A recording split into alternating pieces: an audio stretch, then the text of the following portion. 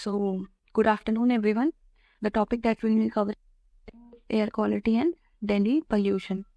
There have been repeated news about very poor quality of Delhi in present day. So, let's see that we know that Delhi is one of the most polluted city in India as well as in the world. ठीक है, तो in this video what we will cover is what are the reasons behind Delhi being the most polluted, natural reasons and human reasons.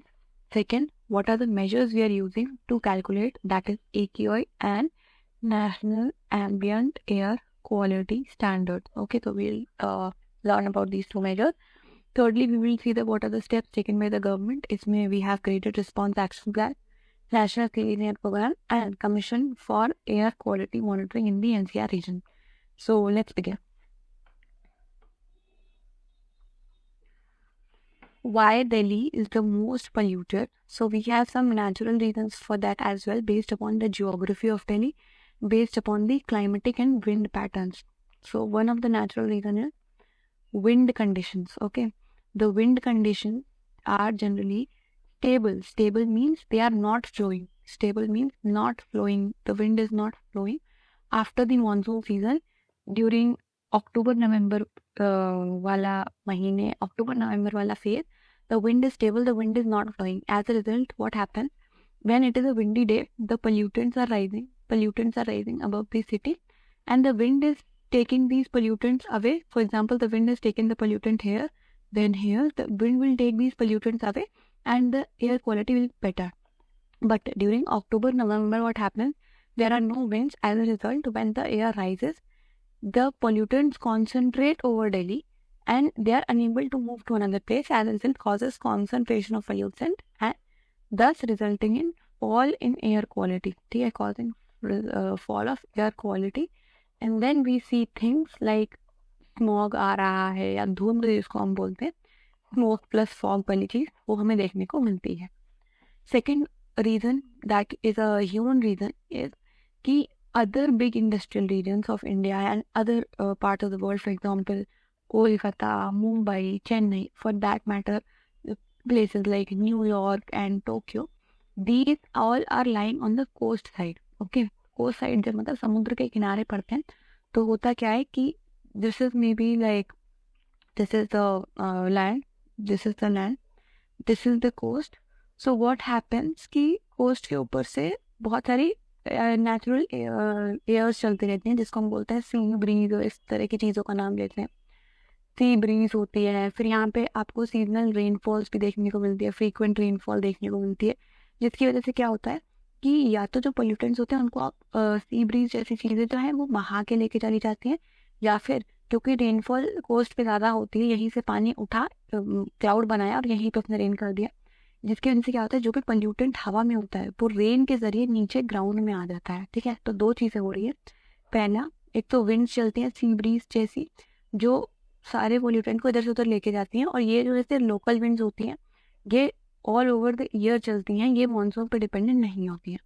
Second pattern ये होता है कि यहाँ पे cloud formation जो है वो फास्ट होता है, क्लाउड जल्दी जल्दी बनते हैं, इसलिए वो रेन करते हैं और सारा पोल्यूटेंट नीचे आ जाता है. ठीक है, तो एक हमारे पास क्या हो जाएगा, रिजल्टेंट विंड्स जो होते हैं वो वाले मॉडरेट करेंगे पोल्यूशन को. सेकंड, फ्रीक्वेंट रेन्स जो होती हैं वो भी ब्रिंग डाउन करती हैं हमारे पोल्यूटेंट्स को. बट अगर हम दिल्ली के केस में देखें, बट दिल्ली के पास कोई भी कोस्ट लाइन नहीं है, कोई भी कोस्ट लाइन, तो ये दोनों इफेक्ट्स भी दिल्ली में नहीं लग पाते हैं. थर्ड पॉइंट क्या आता है कि नॉर्थ इंडिया में क्या होता है, industrial hotspot. Wait a second. So north India में इंडस्ट्रियल हॉटस्पॉट है दिल्ली. ठीक है, एनसीआर रीजन का जो हॉटस्पॉट है, सारी मोस्ट इंडस्ट्रीज जो है वो दिल्ली एनसीआर रीजन में ही लगी हैं. आप कहें तो फरीदाबाद हो गया, मुरादाबाद हो गया, मानेसर हो गया, हरियाणा हो गया, गुरुग्राम हो गया. एज अ रिजल्ट कि आसपास आगरा हो गया, आगरा में बहुत सारे माइनिंग वाले मेटलर्जी रिलेटेड इंडस्ट्रीज हैं. एज अ रिजल्ट बहुत सारा पोल्यूशन इन एरियाज से इकट्ठा होता है. तो ये मान लो मेन न्यू दिल्ली या आसपास के रीजन से जो पोल्यूशन है वो भी आके दिल्ली के ऊपर इकट्ठा हो जाता है. ठीक है, तो एक ये भी रीज़न है कि आसपास की नॉर्थ इंडिया का जो इंडस्ट्रियल सेंटर है वो दिल्ली है, वो एनसीआर ही इंडस्ट्रियल हॉटस्पॉट है.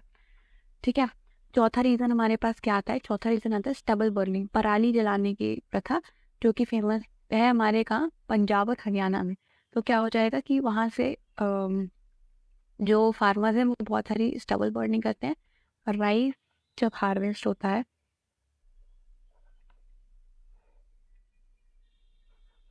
सो इंस्टेड ऑफ राइस, ऐसी फील्ड है मान लीजिए, तो यहाँ से जब कटता है तो नीचे इतना इतना छोटा छोटा रह जाता है।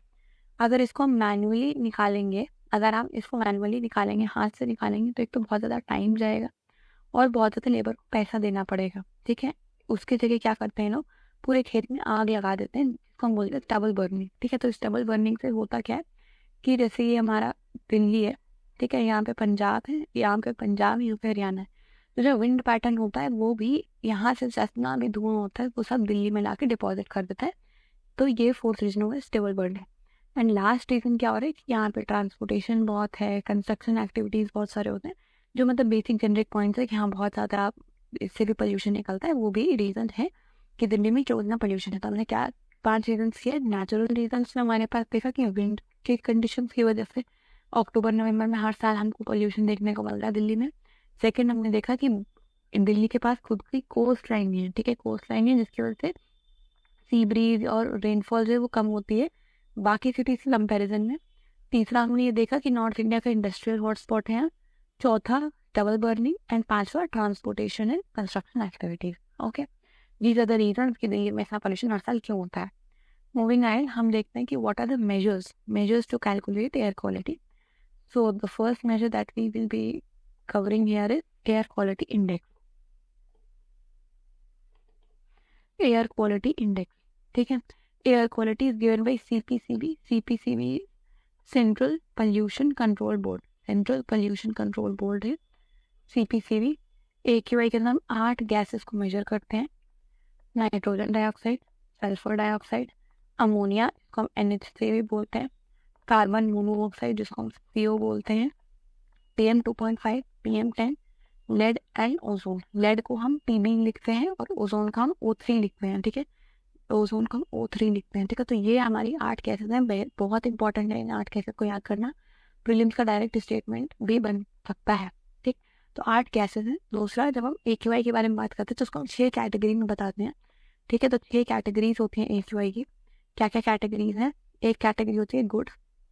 गुड मतलब 0 से 50 के रेंज में है तो गुड हो गया। 50 से 100 है तब भी चलो काम चला लेंगे, सेटिस्फैक्ट्री है। ठीक है, सेटिस्फैक्ट्री। अब एक बड़ी रेंज आएगी, अब मतलब यहाँ पे 2 रेंज 50-50 की है, बाकी फिर 100 की रेंजेस आएंगी। मॉडरेट इज अबाउट 100 से 200 है, तो मॉडरेट है कि अच्छा ठीक है, इतना भी ठीक है। अगर इतनी एयर क्वालिटी खराब है, मतलब 100-200 में, तो तभी चलो ठीक है, उतनी सुनिए। लेकिन जैसे ही 200 पार करेगी, 200 से 300 जाएगी तो खराब, पुअर में है। 300 से 400 में वेरी पुअर हो जाएगा। एंड देन 400 से 500 के बीच में सीवियर कैटेगरी में आ जाता है। और न्यू दिल्ली इस समय पुअर और very very poor and severe category में, that is between 300 to 500 category में लाइक है। तो these are the 6 these are also important जानने की कौन सी कैटेगरी किस उसमें आती है, बिकॉज प्रीलिम्स में आ सकता है। पोल्यूशन इस समय काफ़ी ज़्यादा टॉपिक फोकस में है। ओके, सो मूविंग अहेड, फिर सेकंड हमारे पास हमने बात किया national ambient air quality standards. National ambient air quality standards, इसमें 12 पोल्यूटेंट्स को हम गिनते हैं। AQI में हमने 8 पोल्यूटेंट्स को गिना था, national ambient air quality standards में 12 है। तो मतलब क्या है कि what should be the ideal situation. Ambient मतलब आइडियल सिचुएशन क्या होना चाहिए, कौन सी गैस का कितना कॉन्सेंट्रेशन होना चाहिए हमारे एटमॉस्फेयर में। ओके, सो यहाँ पर हमारे पास 12 गैसेस आते हैं, जिसमें से 8 गैसेस ऐसी की ऐसी हमने AQI से ली हैं। फिर से वही sulphur dioxide, nitrogen dioxide, carbon monoxide, ammonia, PM2.5, PM10, ozone and lead. ठीक है, तो ये हमारे पास 8 गैसेस हुए। प्लस हम 4 गैसेस और ऐड करते हैं। क्या क्या है 4 गैसेस? आर्सेनिक, निकल, बेंजीन एंड बेंजोपायरिन। आर्सेनिक, निकल, बेंजीन एंड बेंजोपायरिन। कभी कभी क्या होती है, UPSC कंफ्यूज कर देती है और कहती है कि आर्सेनिक जो है वो AQI में काउंट होती है। नहीं, AQI में गलत हो जाएगा स्टेटमेंट। बट अगर उन्होंने लिखा आर्सेनिक जो है national ambient air quality standards में यूज होती है, तो हाँ ये पाई सही है। Okay, and third and the last thing इस टॉपिक में हमें जो करनी है वो है कि गवर्नमेंट ने क्या क्या स्टेप्स लिए हैं इन सब चीज़ों को सुधारने के लिए। ओके, सो गवर्नमेंट के स्टेप के बारे में बात करेंगे। सबसे पहले क्या बनाएंगे, CAQM। CAQM क्या होता है, CAQM है commission for air quality monitoring for NCR region, ठीक है। तो that is commission for air quality monitoring for NCR region हो जाएगी। It is a statutory body, एक किसी एक्ट के अंदर बनाए, CAQM एक्ट के अंदर बनाए। स्टैट्यूटरी बॉडी वो होती है जो किसी act of the parliament, law of the parliament के अंदर बनाई जाती है। तो CAQM क्या हो गई, हमारी स्टैट्यूटरी बॉडी हो गई है, ठीक है। सेकेंड, इसमें कौन कौन होता है, तो एक तो गवर्नमेंट के ऑफिशियल्स होंगे, ऑब्वियस है गवर्नमेंट बॉडी गवर्नमेंट के ऑफिशियल्स होंगे, लेकिन इसमें गवर्नमेंट के ऑफिशियल्स के साथ साथ जो है एक्सपर्ट्स, ठीक है। एक्सपर्ट्स हैं आपके पास फ्रॉम IMD मेट्रोलॉजिकल डिपार्टमेंट जो है हमारा, इसरो हो गया जो स्पेस ऑर्गेनाइजेशन है, IITM ये भी metrology, Indian institute of tropical metrology होता है, TM मतलब ट्रॉपिकल मेट्रोलॉजी, एंड IIT से भी लोग आते हैं सो दैट हमें गाइड कर सकें। तो इसमें ना सिर्फ गवर्नमेंट मेंबर्स है पर प्लस हमारे पास एक्सपर्ट मेंबर्स भी होते हैं। Fourth point is quasi judicial nature. Quasi judicial nature मतलब क्या है, एक ऐसी बॉडी जो जुडिशरी का भी काम करे। जुडिशरी का क्या काम होता है, फैसला सुनाना, ये बताना कि अच्छा तुमने ये गलती की है उसको ये सजा मिलेगी। तो वैसे ही क्वाज़ी जुडिशियल नेचर में CAQM क्या करती है, फाइन्स लगा सकती है, पनिशमेंट दे सकती है, ठीक है। तो ये पनिशमेंट देंगे, फाइन देंगे, इनके पास एक्सपर्ट्स होते हैं, स्टैट्यूटरी बॉडी है, ये सब है। एंड लास्टली इसका काम क्या होता है, इसका काम ये होता है मॉनिटर करना और पोल्यूशन को मैनेज करना NCR रीजन में, ठीक है। तो इसका काम क्या है CAQM का, कि NCR रीजन में जो पोल्यूशन है उसको देखना, कितना पोल्यूशन हो गया है, किस दिन है, और उसको कम कराना, मैनेज करना, ठीक है। सेकेंड चीज क्या है हमारे पास, एक है graded response action plan, GRAP, graded response action plan है। ये क्या होता है, एक मेजर्स के अंदर पूरी लिस्ट बना रखी है, सेट ऑफ मेजर्स बना रखे हैं, that will be implemented automatically, ठीक है, automatically depending upon the level of pollution. तो मतलब हमने जैसे मान लो हमने एक वो बना लिया, हमने कहा अच्छा ये लिस्ट है, तो जैसे ही 100 से 200 कैटेगरी जैसे मतलब सेटिस्फैक्टरी में है तो कोई बात नहीं, जैसे ही इस कैटेगरी से जम करके 200 से 300 जाएगा, मतलब पुअर कैटेगरी में होगा, तब हम ये वाली चीजें कर देंगे। जैसे ही 300 से 400 में जाएगा तो इससे भी ज्यादा ये वाले मेजर्स लगा देंगे। तो ऐसे हमने स्टेजेस में डिवाइड कर रखा है, ठीक है। जैसे अगर हम इसके बारे में देखें क्या क्या चीजें हैं, तो स्टेज 1 जैसे इन्होंने बोला है कि moderate to poor quality air, moderate to poor quality air, जैसे हमने बात की थी ना 6 लेवल्स है, तो मॉडरेट हमारा 3rd लेयर था और ये 4th लेवल हो जाएगा, ठीक है। तो sorry moderate was our 3rd layer, तो ये 3rd और 4th लेवल्स पे लगना शुरू हो जाएंगे, ठीक है। जैसे क्या क्या बात हो रही है, मैकेनाइज्ड स्वीपिंग, मतलब जो आपने देखा होगा दिल्ली में झाड़ू लगाने वाली मशीनें होती हैं ताकि जो रोड्स है रोड से डस्ट हटाई जा सके, ठीक है। Washing the roads with water, roads को वाटर से धो ताकि जो धूल है रोड्स पे वो हटे, धूल वो उड़े ना, धूल जो उड़ती है वो पोल्यूशन करके, तो जो पोल्यूशन है जो धूल है वो उड़े ना। फिर बैन ऑन फायर क्रैकर्स है, ठीक है, फायर क्रैकर्स नहीं होंगे, तो ये सब चीजें कर रहे हो। जब वेरी पुअर एयर में पहुंच जाएगा, वेरी पुअर एयर कौन सा था, 5th कैटेगरी में आता था, तब कहते थे डीजल जनरेटर से बैन लगा दे जाएंगे कि आप डीजल वाले जनरेटर को नहीं यूज करोगे क्योंकि बहुत सारा पोल्यूशन करते हैं। पार्किंग फी को बढ़ा देंगे। अच्छा, जब पार्किंग फी बढ़ेगी मतलब क्या हो रहा है कि लोग अपनी पर्सनल व्हीकल को कम लाएंगे और पब्लिक ट्रांसपोर्ट यूज करना शुरू कर देंगे, as a result parking fee बढ़ा देंगे, ठीक है। ये सब चीजें हो जाएंगी। फिर स्टेज 3 आएगी, तो स्टेज 3 में क्या हो जाएगा, रोड क्लीनिंग को और ज्यादा कराया जाएगा। ब्रिक क्लीन, ईंट के भट्टे जो पोल्यूशन करते हैं उनको बंद कर देंगे, ठीक है। कोल बेस्ड प्लांट्स जो है मतलब कोयले से बिजली बनाने वाले प्लांट्स हैं उनको बंद कर देंगे ताकि पोल्यूशन कम हो। एंड स्टेज 4 जो है वो क्या बोलते हैं, इमरजेंसी वाले में आ जाएगा कि भैया अब तो बहुत ही आपातकाल हो गया, अब तो बहुत ही सिचुएशन बाहर हो गई। यहाँ पे जब हम बात करें तो सीवियरली पोल्यूटेड एयर ये 6th स्टेज में जाता है, मतलब 6th कैटेगरी ऑफ AQI में जाएगा। जब उससे भी सिचुएशन बाहर हो जाएंगी तब क्या करोगे, ban ban the entry of trucks को आने ही नहीं दोगे अपने शहर में कि भैया अभी थोड़े दिन तक आप बाहर रहो, ठीक है। कंस्ट्रक्शन वर्क को बंद करा दोगे, ठीक है। एंड ऑड इवन स्कीम लग जाएगी, ठीक है, ऑड इवन स्कीम लागू हो जाएगी, ठीक है। तो हमारे पास 4 कैटेगरी देखिए, stage 1, stage 2, stage 3, stage 4। Stage 1 जो है वो हमारे पास 3rd और 4th से लगना शुरू होगी, मॉडरेट एंड पुअर क्वालिटी, उसमें क्या क्या चीजें हैं वो देख ली। स्टेज 2 जो है वो हमारी वेरी पुअर एयर में लगेगी, स्टेज 3 6th में लगेगी, 6th में यानी सीवियरली पुअर एरिया में, बस सीवियरली पॉल्यूटेड एयर में। एंड स्टेज 4 इमरजेंसी, और स्टेज 4 में मतलब आखिरी स्टेज होगी जब हम ऑड इवन लगा लेके आएंगे कि ऑड दिन पे ऑड नंबर प्लेट वाली गाड़ियाँ चलेंगी, इवन दिन पे इवन नंबर प्लेट वाली गाड़ियाँ चलेंगी, ठीक है। करंटली जो दिल्ली है वो अभी स्टेज 2 में पड़ रहा है, ठीक है, स्टेज 2 में पड़ रहा है। स्टेज 2 हमने क्या बात किया था, जब वेरी पुअर एयर होता है, वेरी पुअर एयर मतलब 5th कैटेगरी ऑफ AQI में पड़ता है, तो दिल्ली में और 2 चीज़ें किया गया कि इन्होंने मेट्रो ट्रेन की फ्रीक्वेंसी को बढ़ा दी ताकि लोग पब्लिक ट्रांसपोर्ट ज़्यादा यूज़ करें। मेट्रो ट्रेन की फ्रीक्वेंसी मतलब जो मेट्रो ट्रेन पहले 5 मिनट में आती थी कि दूसरी ट्रेन 5 मिनट में आएगी, अब वो 2 मिनट में आ रही है। जो मेट्रो ट्रेन पहले 7 मिनट में आ रही थी, अब वो 5 मिनट में आ रही है। तो फ्रीक्वेंसी बढ़ा दी है मेट्रो ट्रेन की फर्स्ट। सेकेंड इन्होंने क्या है कि इन्होंने बोला है प्राइवेट बसेस को भी अपने पब्लिक ट्रांसपोर्ट में लगाओ ताकि बसेस का यूज़ ज़्यादा ज़्यादा हो और प्राइवेट व्हीकल का कम यूज़ करो। और ये लोग क्या करें, ये लोग डस्ट सप्रेसेंट इसी चीज़ को यूज़ करें। क्या यूज़ करें? Dust suppressant. तो क्या होते हैं डस्ट सप्रेसेंट? ये कैल्शियम एंड मैग्नीशियम के कुछ कंपाउंड्स होते हैं, ठीक है। डस्ट सप्रेसेंट, देखो नाम में क्या है, डस्ट सप्रेसेंट मतलब डस्ट को सप्रेस करेगा, डस्ट को रोकेगा। कैसे रोकेगा? तो ये उन्होंने क्या किया, कैल्शियम और मैग्नीशियम के कुछ कंपाउंड्स को हमने पानी के साथ मिक्स करा, ठीक है, मिक्स विद वाटर हो जाएगा।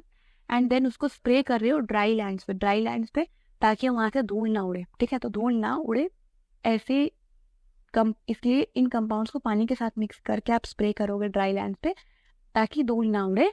एंड ये सिर्फ पानी छिड़कने से ज़्यादा इफेक्टिव होते हैं। सिर्फ पानी छिड़कने से ज़्यादा देर तक ये धूल को रोक के रख सकते हैं। इसको बोलते हैं डस्ट सप्रेसेंट, ठीक है। आगे चलेंगे और क्या क्या मेजर्स हो रहे हैं दिल्ली में। एक दिल्ली लेके आए रेड लाइट ऑन एंड गाड़ी ऑफ कैंपेन। तो एक कैंपेन चला रहे जहाँ पे लोगों को ये प्रमोट कर रहे हैं कि अगर आप रेड लाइट पे खड़े हैं तो अपनी गाड़ी को ऑफ कर दीजिए, इंजन ऑफ कर दीजिए ताकि पोल्यूशन ना हो, उतने समय एटलीस्ट पोल्यूशन ना हो, ठीक है। थर्ड थिंग हम क्या करेंगे, तो सबसे पहले हमने क्या बात किया था, हमने बात किया था CAQM के बारे में क्या होता है। सेकेंड हमने बात किया था, हमने ग्रेडेड रिस्पॉन्स एक्शन प्लान देखा, हमने उसके अंदर क्या क्या 4 स्टेजेस है वो देखे, 4 स्टेजेस में क्या क्या मेजर्स होते हैं वो देखे। प्लस दिल्ली में कुछ कुछ और मेजर्स चल रहे हैं, जैसे हमारे पास डस्ट सप्रेसेंट हो गया, हमारे पास red light on red light off campaign हो गया, ये देखा। थर्ड पॉइंट हम क्या देख रहे हैं, हम देख रहे हैं एक प्रोग्राम लेके आए हैं नेशनल क्लीन एयर प्रोग्राम, ठीक है। NCAP बोलते हैं इसको, नेशनल क्लीन एयर प्रोग्राम है। 2019 में लेके आए थे। इन्होंने बोला था कि हमें PM लेवल्स पे टारगेट करेंगे। अब देखो यहाँ पे सबसे इंपॉर्टेंट क्या चीज़ है, यहाँ पे हर पोल्यूटेंट पे टारगेट नहीं होता, सिर्फ PM यानी पार्टिकुलेट मैटर जो होता है, जो बहुत छोटे छोटे कण हैं, सिर्फ उन पे टारगेट करें, PM लेवल्स पे टारगेट करेंगे। तो कह रहे हैं कि reduce the PM levels of 112 non attainment cities by 25%, ठीक है, ऑफ 2017 लेवल्स। तो यहाँ पे हमें बहुत 3-4 चीज़ें समझनी है। पहला, क्या कम करना है, हमें PM लेवल को कम करना है। कहाँ पे कम करना है? 112 नॉन अटेनमेंट सिटीज पे। नॉन अटेनमेंट सिटीज क्या होती है? वैसी cities who fail to meet the national ambient air quality standards for 5 years। National ambient air quality standards जो होते हैं वो हमें कहाँ देखने को मिलते हैं? वो हमें देखने को मिलते हैं इन 12 पोल्यूटेंट्स वाले, जब हमने बात की थी कि अंदर 12 पोल्यूटेंट्स होते हैं, वो वाले थे हमारे national ambient air quality standards. तो नॉन अटेनमेंट सिटीज मतलब जिन्होंने 5 साल से इन स्टैंडर्ड्स को अचीव नहीं किया है, वो होती है नॉन अटेनमेंट सिटीज। एक्चुअली हमारे पास 112 सिटीज हैं, तो वहाँ पे हमें PM लेवल्स को कम करना है। कितना कम करना है? 25% कम करना है। किस तारीख से कम करना है, मतलब किस चीज़ के तुलना में कम करना है? तो हमें 2017 के तुलना में कम करना है कि 2017 में जितने PM को आप एमिट कर रहे थे उससे 25% कम PM को हमें एमिट करना है। 4 चीज़ें पड़ी, क्या एमिट कम करना है, PM लेवल्स कम करना है, कहाँ पर? नॉन अटेनमेंट सिटीज पे कितना? 25%, और किस के मुकाबले? 2017 के लेवल्स के मुकाबले, ठीक है। लेकिन ये आई थी 2019 में पॉलिसी, ठीक है। लेकिन अब 2022 में इसको हमने अपडेट करा। अब उन्होंने बोला है कि आपको PM लेवल्स को तो कम करना है लेकिन 40% से, ठीक है, 40% से कम करना है। और आपको डेडलाइन है 2026 तक, ठीक है। तो आप ऐसे समझ लो कि आपने उनको 4 years का टाइम दिया है। 4 years में आपको 40% तक कम करना है। पहले 25% तक कम करना था, अब बढ़ा के इसको 40% कर दे, 40% तक कम करना है, ठीक है। सेकंड क्या हो जाएगी कि 112 कौन कितने सिटीज में करना है? 112 नॉन अटेनमेंट सिटीज तो थे ही, plus million plus cities. Million plus cities क्या होती है? जिनकी पॉपुलेशन जो होती है इज मोर देन 1 million, या फिर 1 million मतलब 10 लाख, ठीक है। तो मिलियन प्लस सिटीज क्या होती है? 2 cities with population more than 1 million, ठीक है। तो ऐसे करके अब हमारे पास टोटल 130 सिटीज आ गई हैं, ठीक। तो यहाँ पे हमारे पास 2 चेंजेस हुए। पहले 25% से कम करना था, अब 40% से कम करना है। पहले सिर्फ 112 सिटीज को कवर करना था, अब 112 के साथ मिलियन प्लस सिटीज हो गई हैं। तो मिलियन प्लस सिटीज हो गई है, अब टोटल कितना हो गई? 130 सिटीज हो गई हैं, ठीक है। तो ये 2022 में अपडेट हो गया।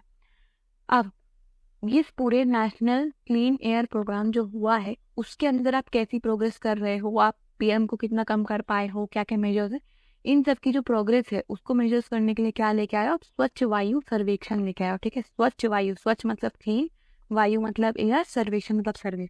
तो क्लीन एयर सर्वे या स्वच्छ वायु सर्वेक्षण लेके आया जो कि सिटी अपने आप ही करेगा, सिटी ऑन इट्स ओन। ठीक है, city will do on its own, ऐसा नहीं है कि कोई एक्सटर्नल एजेंसी है कि अपने आप करो और बताओ कि हम कितने प्रोग्रेस में हैं। तो that was all about Delhi का air pollution. Okay, so in this lesson we have covered कि what are the reasons, natural and human reasons cover हो गए हैं। What were the measures to calculate AQI, calculate the pollution, AQI हो गया, national ambient air quality हो गया। Government ने क्या क्या स्टेप्स लिए, ग्रेडेड रिस्पॉन्स एक्शन प्लान पढ़ा हमने, प्लस दिल्ली में क्या क्या मेजर्स चल रहे हैं वो पढ़ा हमने, नेशनल क्लीन एयर प्रोग्राम किया, and lastly commission for air quality management किया। So that's all from my side. Thank you and happy studying.